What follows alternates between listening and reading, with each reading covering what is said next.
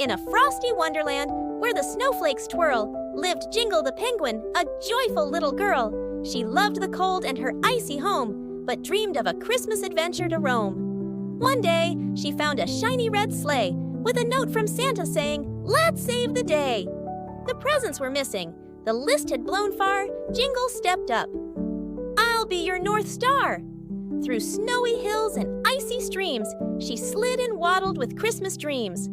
Finding gifts under snowdrifts and by frosty trees, Jingle worked hard, despite the chilly breeze. As the night grew near and stars lit the sky, Jingle returned with the sleigh piled high. Santa cheered, "You've saved Christmas night. With courage and kindness, you brought us delight."